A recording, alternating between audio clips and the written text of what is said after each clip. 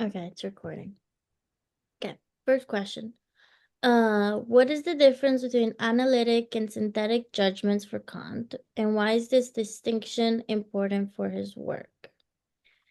So, um, basically, I thought that it was important in the way in trying to understand how knowledge works and how knowledge is structured. So analytic judgments are where the predicate is contained in the subject. So the judgments are don't extend our knowledge, I guess. And then synthetic judgments are add new information that is not contained within the subject. So you need they require more like deeper analysis of the concepts. So the judgment grows our knowledge. Yeah. Yeah. It's like I kind of took it as synthetic was kind of like expansive. It's things that you basically come up with that and it seems like inventions sort of. Like it's like a new pathway to go down instead of things that are coming from prior experiences or things that we can like track back to and experience. Mhm. And then you Honestly, I what go for what were you saying? say? No, what did you say? I was gonna say I didn't really understand super well the synthetic versus analytical judgments. It was difficult because like I understood the whole like a priori and then posteriori part, how he gets into that. Um and I understood how there's the synthetic judgment a priori. Like I saw that was a big part of it. It was kind of hard to differentiate like the analytic and the synthetic. Um I and guess simply just looking at it from definition, I would guess analytical is like you're analyzing something. So it's like something occurs and then you're kind of like making a judgment off of that, and then that's like the basis of judgment. So it's like almost like an immediate reaction in a sense is an analytical judgment. yeah, that's kind of what I got from it too, is based on like what you're seeing. Yeah. Yeah. And those are and then I think you said that those are kind of like judgments that don't benefit us in any way because it's just Yeah, like they don't grow our knowledge because we're not really like analyzing anything, even though it's called an analytic judgment. Um, that's kind of what I as got from it. yeah. And the synthetic one was like um, it required like an analysis. It's like a yeah, it's like a held thought. Like an analytical judgment is something that it's that we see and then think. Kind of like how I think it's like an impression versus an idea in a sense. Yeah, that's how I kind of looked at it too. But yeah, and then honestly, even the a priori stuff was pretty crazy to me. How did you interpret like the how synthetic judgments can be a priori or they can be non? I thought the word because there's that part where it's like the question is if a synthetic there you can have like a synthetic judgment a priori. And I thought it was when judgments are informative and also true, right? No, Or I must have had a totally incorrect interpretation of that then. no, I might be just getting confused though. Probably not. The way that I took it was that it was like an a priori judgment is something that it's something that you like fabricated in your mind that then can kind of like No, yeah, I understood like the pieces of it. Like, okay, I get the synthetic judgments and they're the ones that add like new information. And then the a priori judgments is those are the ones that are like independent from experience. so how can we have an yeah, that was right. How can we have an a priori judgment that's independent from experience? But it's like when they're true under any condition, Oh, like a rule, like a 1 + 1 is 2, yes, that makes sense. right? I don't So know. those are like unique truths in a sense. That's kind of like, yeah, how I interpret it. That one was a little bit difficult for me to understand. I will Oh, the say. way that you put it made perfect sense. But it was like, um, what does it say? It says there's only 10 minutes left in the recording. We might have to do two different recordings. Okay, Oh, so we haven't been talking for 20 minutes. I don't know. I'm kidding. Let's just keep going, and then if it stops, we'll start a new one, um, and then add on to that, and I'll put them together.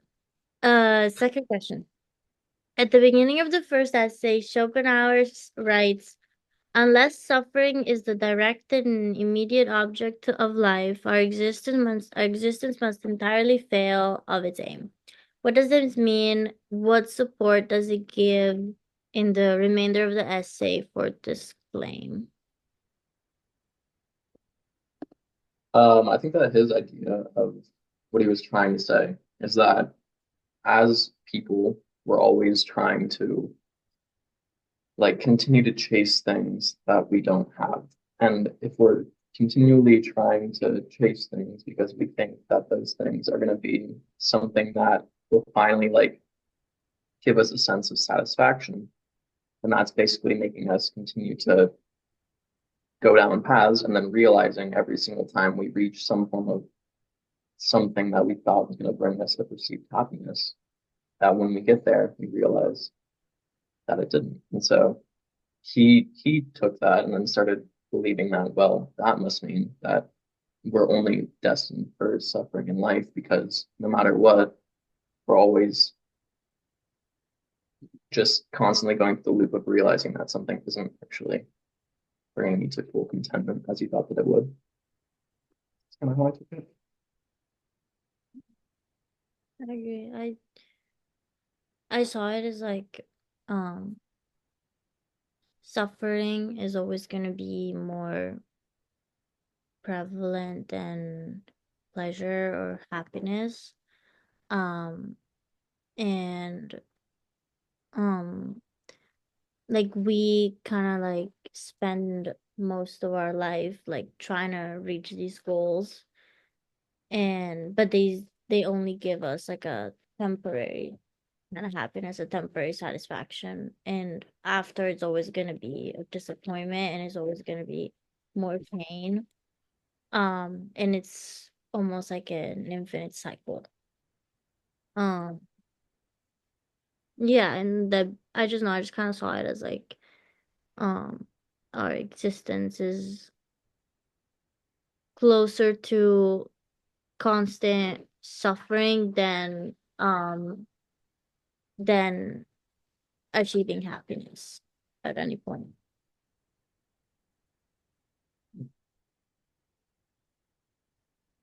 Yeah. Yeah, I think that that was kind of what he was trying to get at, is that like if we're always chasing something, then every single time we reach that goal, we're gonna be like almost let down in a sense because we're it doesn't give us like the freedom or the feeling that we thought it was going to. It's kind of cool. I mean, when I read it and like sort of thought for myself while I was seeing what he was saying, it sort of like tweaked my opinion on a lot of things where I was like when you're if you're constantly chasing things such as like financial goals or people or anything, and you're not just perfectly content with who you are and where you're at in life, it's kind of it's hard to live the life that you're wanting to while you're always thinking that you don't have enough. It's kind of a interesting tangent that my mind went off of when I read that and kind of realized like the important thing is just to enjoy your life. Yeah, it was kind Maybe of want to travel more. it really made me like question. It's like I don't know, the whole like you have all these goals and then they're not even gonna mean anything. Well, I think that there's right. I think there's like different kinds of goals. Is sort of how I thought of it. Like, so for me at least, I've always had financial goals where like once I make X amount of money, I will be happy. But then through reading that, I realized like it has nothing to do with money. It's just what that'll give me. It's like the real goals are to like we talked about, like going to travel the world and seeing things and actually I'm making experiences, making memories, and things like that. Um, but yeah, and I think that those goals, when you do them, don't bring suffering because you're truly Yeah, but moving up. those goals, it could be a source of suffering because then okay, you go, you travel the world, and then you come back and you're left with where you were before. That could be a source of suffering. Even that kind of goal could be a source of suffering, according to him. I'm not saying it is, but like, like you'll travel the world. But you know what I mean? Just going off of this, like, I feel like that's part of the goals he means too, even stuff like that. Because I get the financial part where it's like, yeah, getting $1 million is never going to bring you happiness. But then what, like, is there anything that will? That's kind of what I was thinking about when I read it. I'm like, is there any exception to the rule where if I have a goal, it's actually going to make me happy, or is it everything? I think it's more about doing what makes you happy, not trying to do things because you think it'll make you happy. But that's a whole nother thing. But yeah, I think that his main idea was that suffering is innate and it's going to happen nonetheless if you're when you're constantly looking at like trying to do things because you think that that's going to get you to a feeling better in a sense. Hmm. I think that that was his whole idea is that no matter what, like any goal you achieve or anything that you do that you think will get you there, it just kind of gives you like that deeper sense of realization of like, wow, even that didn't do it in a sense. And then that's just how he meant. But when was constantly do something. Yeah. So, My dog okay, was. that was Um, a pretty depressing that was person a to read. yeah, that was a pretty sad one. Okay. Wait. So the meeting, because basically my Zoom only works for like 40 minutes, I guess. So I'm gonna stop it because it's gonna stop itself in 2 minutes. Hold on.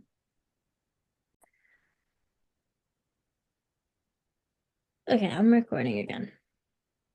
So question 3. In section 125 and 343, Nietzsche discusses the rise in the 19th century of moving away from religious beliefs, and he notes that some of the consequences of this shift are potentially dangerous. What do section 125 and 343 express about the danger he identifies? So, uh, in 125, so it starts with he introduces the madman, and it starts off that where the madman is holding on to a light and like looking through the darkness. And he announces like the god is dead. Um, and I kind of saw it as the death of God kind of showed that humanity kind of lost their like a moral compass, like they don't have the same values they used to have because they lost touch with God and spirituality. So because of that, they don't have a meaning anymore. That's why he's kind of looking through the darkness. There's no purpose in life. And even the way where he says we kill them, it's just I thought he was kind of referencing to their modern society where overall people were losing their own touch with God. And in 343, he kind of goes on the same idea and how the rejection of the of God and religious beliefs can then lead to a revaluation of values, um, which kind of challenges and goes against all the moral foundation that existed beforehand. Um, and that because of this, humanity kind of has like a responsibility to themselves to create new values. And also, I don't know, I kind of saw it was how dangerous it can be because even in 125, it ends where they kind of fall into this void of darkness because God was that. So I think he was also trying to expand on like how dangerous it is to lose those values and to lose that moral compass that God can give. Yeah, I agree that the biggest part of it was the dangers of not like having any purpose or direction or any like trust that there's something up there that's kind of like guiding you in a sense. I think that another part that was kind of interesting to me about the madman was that how like everyone was like laughing at him and kind of like being like, "Oh, you're crazy. Like you're wrong in a sense." And that then later in his paper, he ends up talking about how that like ideal of God being dead kind of spread throughout Europe, and that in a sense that madman was ahead of his time in a weird way, in a roundabout way. But he also follows it up with the whole dangers of how with humanity creating their own morals and sort of like having the just choosing what they want to believe in is right, that creates a lot of problems with society in itself because some people won't choose morals that are necessarily correct. But that's the danger of it is not having any belief or overall like guidance in a sense. It's kind of what I took that as. Yeah, no, I agree. It's like the loss of faith. You don't have someone guiding you anymore. Somewhat. Like you don't have a guide anymore in the decisions you make and the values you hold. Yeah. Yeah. I feel like that one was the most like straightforward out of them all. Yeah. Out of the readings, like it was pretty, I feel like it was the easiest to kind of interpret. Yeah. It was very, very clear and certain point of like the whole idea that there is that without God there is no guidance and there is no person who's sort of like allowing you to go down the path that you actually want to go down and you don't have that light. But I think that the biggest thing from that reading that I kind of I don't know, I always try to like read these philosophers and like have a separate opinion of like, huh, like what's the because a lot of like with this one, the view was super, super pessimistic, but taking an optimistic view from it is always interesting to me to be like, oh, just having faith kind of is kind of cool to be able to trust that there's a light in something, but Yeah, it's not all using. yeah, I agree. Well, No, I just said I agree. I think that's a good point to make to look at the different look. Um, in last question, in what ways is Nietzsche's work building on the work of Schopenhauer before him? I think the biggest way that I connected the two was that Schopenhauer was talking about how there's like the idea of chaos ensuing when there's no control in a sense that there's like I don't know that when you sort of like stop believing in anything that then creates the connects with how Nietzsche was talking about how when you have no God that you have no you're believing and following. Yeah. And I mean, they're both very like pessimistic. Um, Schopenhauer focuses more of the inevitable suffering that exists, and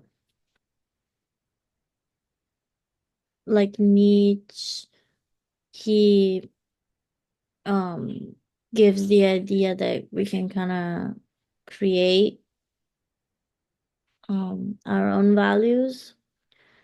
I don't know. I thought there was similarities, but I thought the biggest difference was, yeah, I feel like Nietzsche does say that we can have our own values, but Schopenhauer is just stuck on the fact that um desires then just lead to more suffering, which I guess you could relate to God, because having like a deep desire for something, I guess, could push you away from God in a sense, because you kind of lose your own morality in a way. So I guess there's that relation of like, um, if you're constantly just pursuing these things, you can lose yourself, therefore lose God. And then, like Nietzsche goes on to say, once you lose God, you lose your values and you lose a purpose, which leads to suffering. Like Schopenhauer says, everything leads to suffering.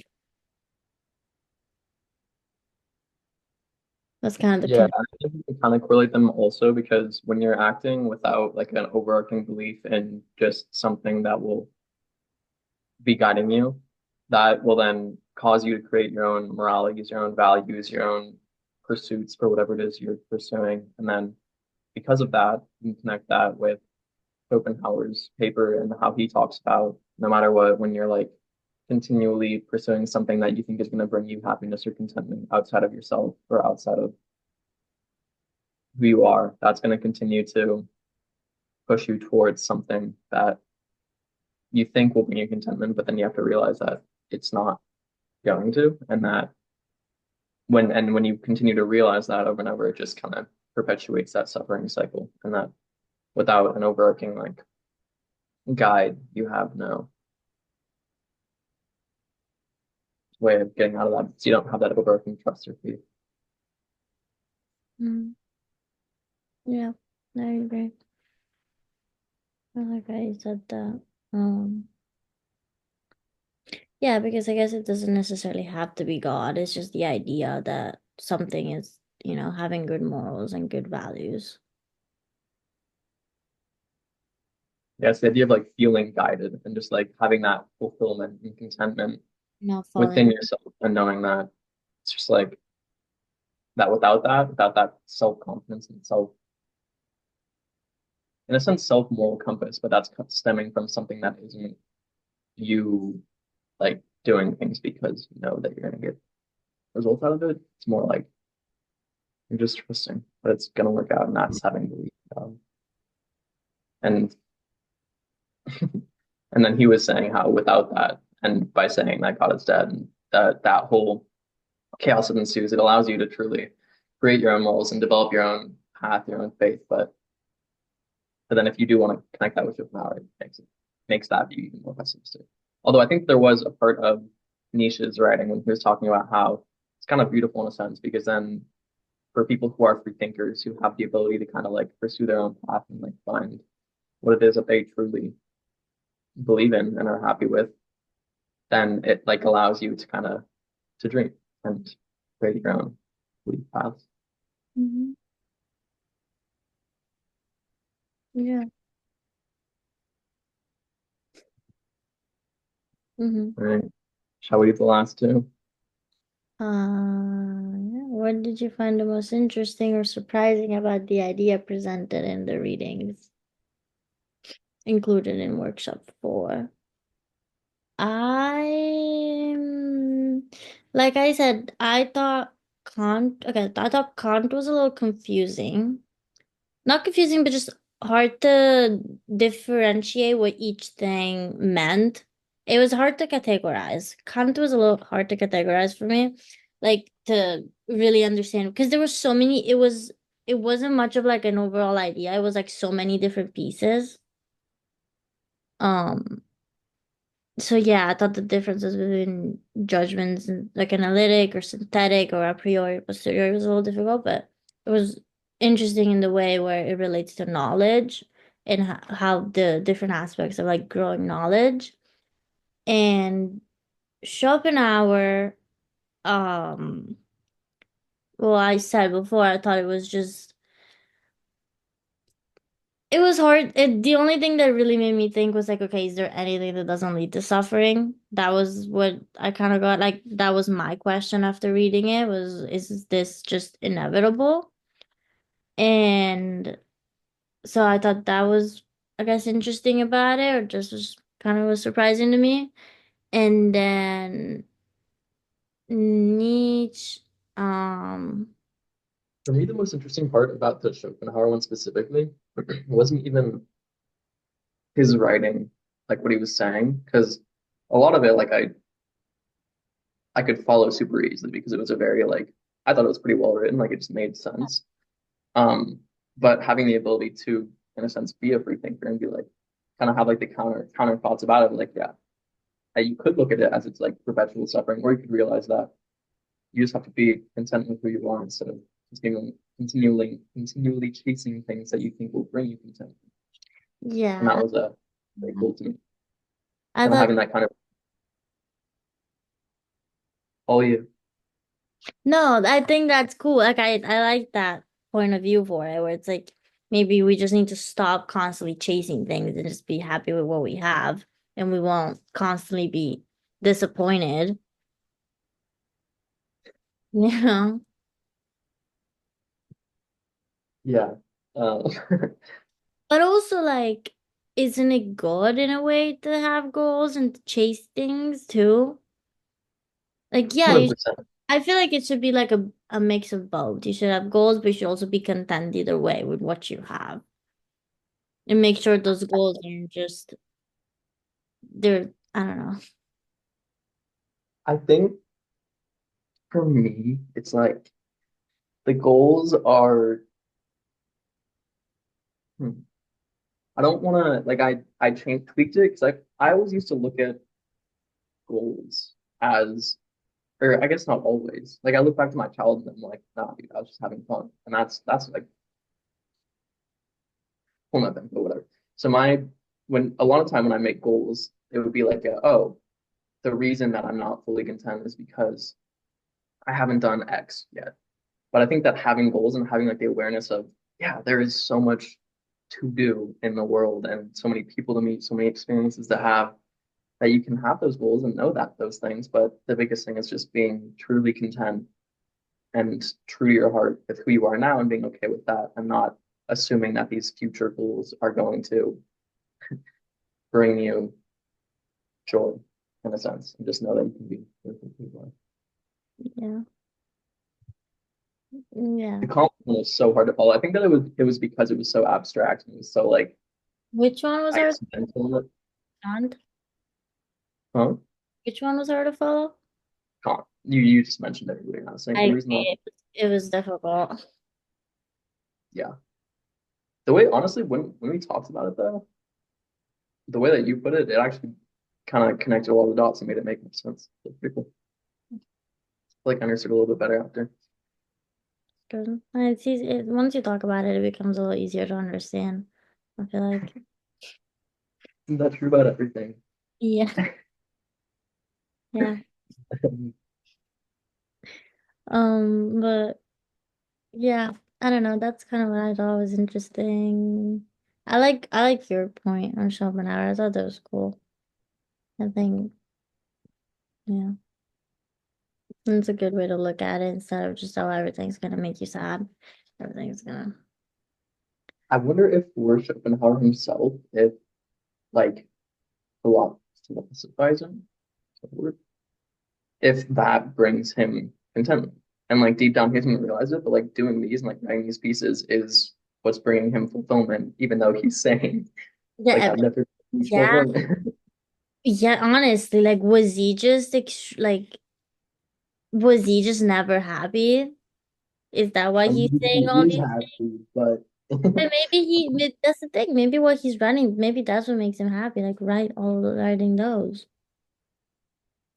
maybe what brings us contentment is just living in the moment, and that's what makes you content with yourself. But no, that's like I always think about that when I read these things. I'm like, I would love to meet the guy who wrote it and like, because it was Schopenhauer just extremely like depressed. Like, you know what I mean? Like, I would love to hear like, okay, so what's your life like? Like, how did you think about this?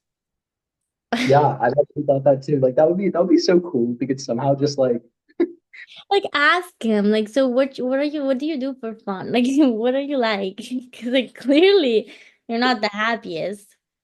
and just Like like listening to them, just being like, and then like giving yours and like my like if when he said that like if he said this to me, I'd be like, yeah, I see where you're coming from, but but like also yeah, like I am happy sometimes, like I swear. Like there is things that bring me happiness, like I promise.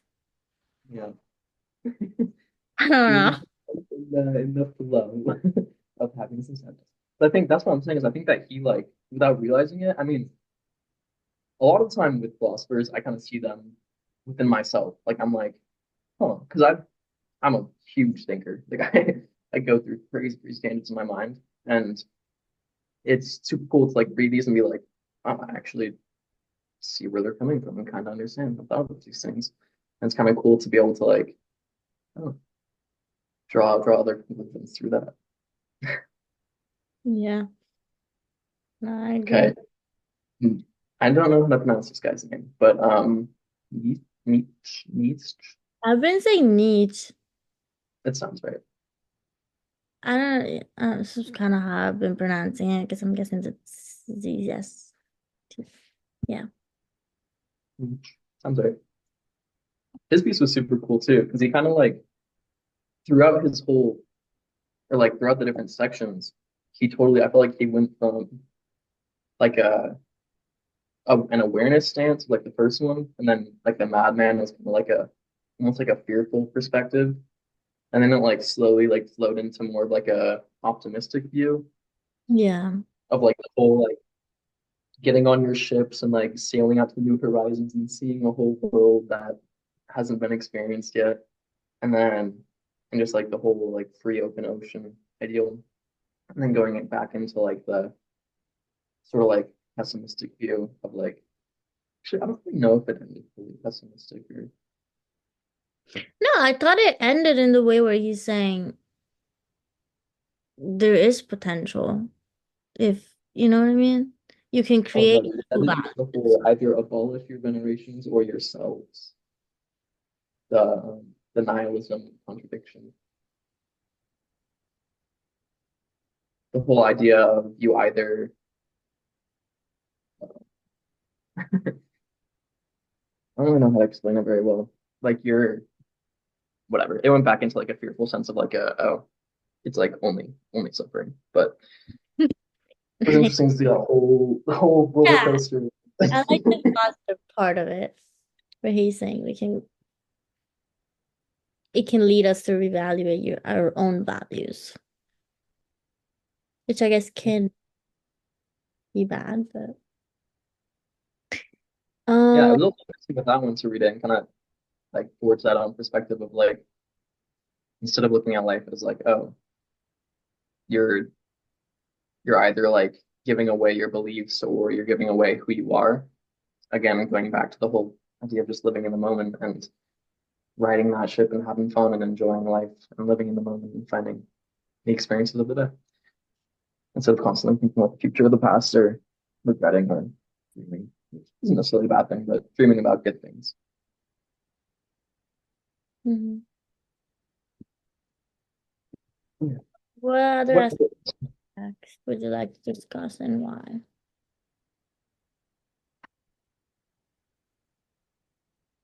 I don't know. I feel like we've discussed pretty much every aspect of each text.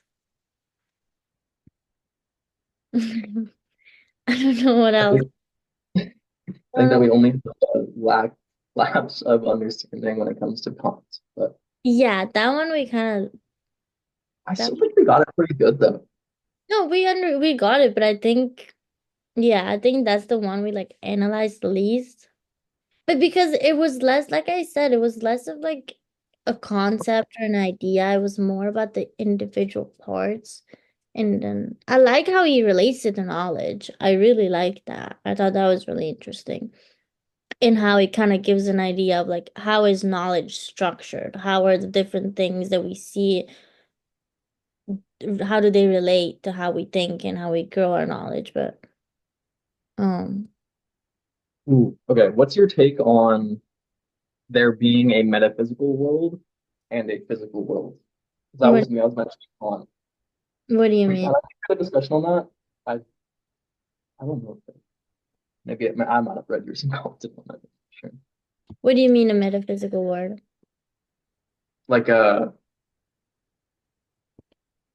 And way that I look, I don't really know if it's the right understanding of it, but the way that I look at it is that as though our minds are creating like you're here and then like you do things and like think about things and like perceive that like oh like I might do this today, I might do this today, and then that's creating like different tangents and different metaphysical worlds that are like all creating their own yeah, metaphysical. it's But almost and there's yeah, like a different reality within your own thought conscious. But so what's the difference? What was the question? Metaphysical versus physical world? yeah, just you think that there is a or I guess you could also look at that as like a like forces that are like we can't observe in a sense. They're kind of like maneuvering your world into to I mean, make things yeah, happen. That's it. I'm I think I think our So mind is stronger than we think. I think I don't know because I don't want to get into like, oh, maybe the power of the universe kind of thing. Because I don't know. I'm not going to it. Well, that's the thing. I don't know. Like, I'm not like, because I think about it. Like, I read this book once. Still have it. It was like, it was about like manifestation. And I was like in Is high it called school. The Secret? Like, it was about like, like if you think about something really hard and you visualize it, then you can kind of make that reality happen. That You was should the, read a book called The Secret. what's it called? The Book of Secrets? A book called The Secret. The Secrets? The Secret. Just Yeah. The Secret. It's an amazing book. That's with that. I mean, I think it's yeah, I think so. Like I think there is some level of like forces that we can kind of like control. Like I don't know, and this is just like a shot in the dark, but like I'm a big I'm I'm a very what's it called? What do you call it? Superstitious person. So, like for me it's like I firmly believe that there's people who will like talk bad about you and like will wish you harm. I like, yeah, maybe it'll happen. Like, I don't know. So maybe that has to do with the metaphysical world, or maybe that's just me because like the Italian culture, they're very much like, oh, very like, you know, I don't know. Yeah. That has anything to do with that. Maybe I'm just going on a rant. No, totally.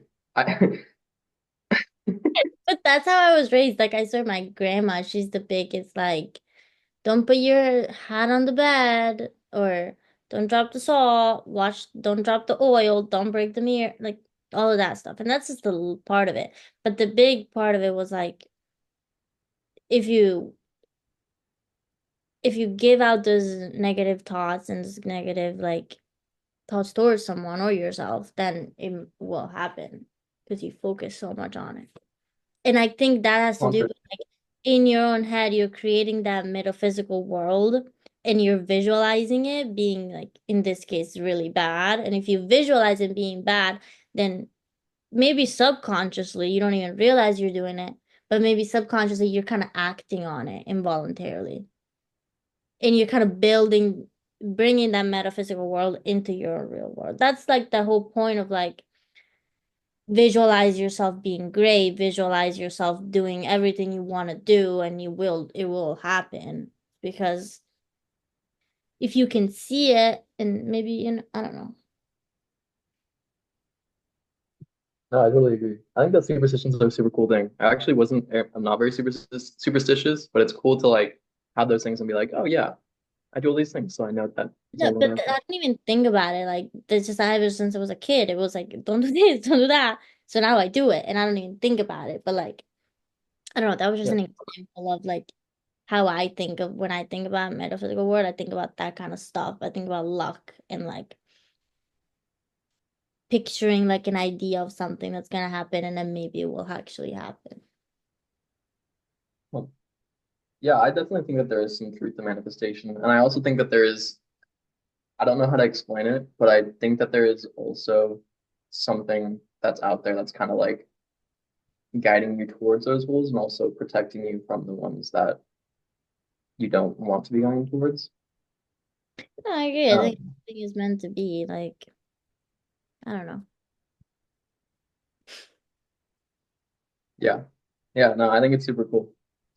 And just like the idea of the external forces that you talked about and how that I've experienced things that there's I think that there's for sure metaphysical role at play. It's pretty cool. Oh, I agree. Like some things are just inexplicable. I agree.